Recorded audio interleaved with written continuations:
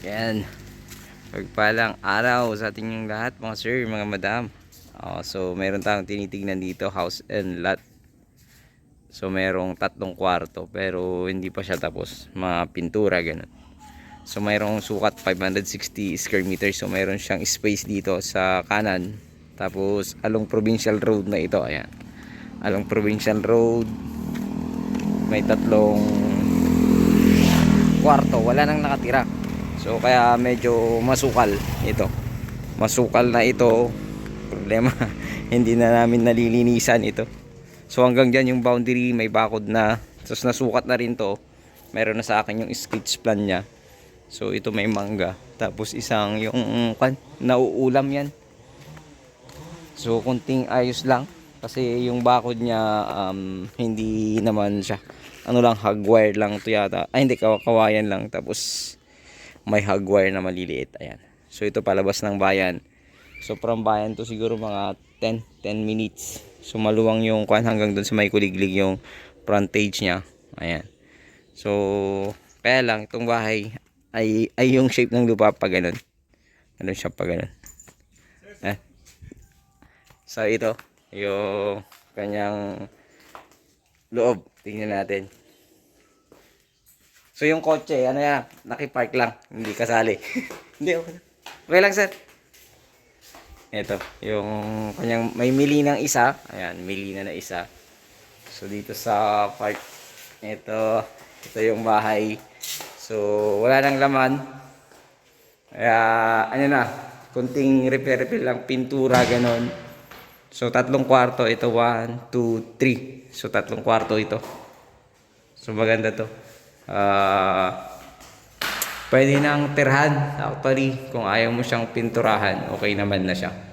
So ito yung unang kwarto, tapos pangalawa ito yung pangalawa. Ayan.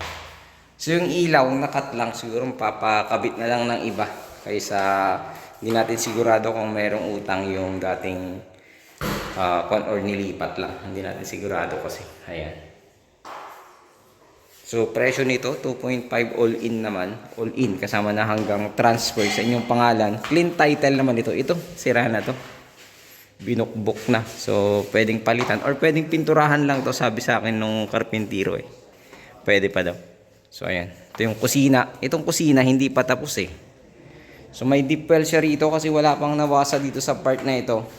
Working naman tong deep well niya. Tapos mayroon siyang electric dyan sa likod na pump, kaya lang sira na rin. Ito yung pintuan ng kanyang kusina. This dati yung lutuan sa mga kahoy. Ayan.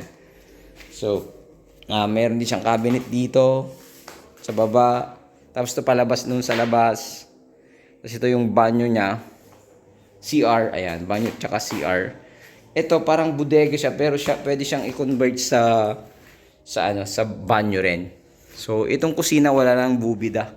Ito sa kusina walang bubida. So ayun yung space niya. So maganda rin po ito mga sir. So sa mga gusto, 2.5 all in naman siya. So maluwang along provincial highway. So ito yung part nito ay Balungaw, Pangasinan. So from town proper 10 minutes, sabihin mo na sa mismo Tiplex Rosales 20 minutes up. So 2.5 all in naman. Negotiable, sige pag-usapan nyo na lang ng seller natin mismo. Direct naman ako sa seller. So claim title ito, pangalan na niya, so wala naman maging problema. So yung muli, ito po ay bayan ng Balungaw, Pangasinan. House and lot, 3 bedrooms. Mayroong deep well, mayroong 3 kwarto. So pwede nang tirhan, linis-linis lang or pintura. Ayan. So negotiable, siguro maapektuhan yung all-in niya. So, ayun. Sana magustuhan nyo pa ito. Maraming salamat. Ito pang Agent Joel. God bless you all.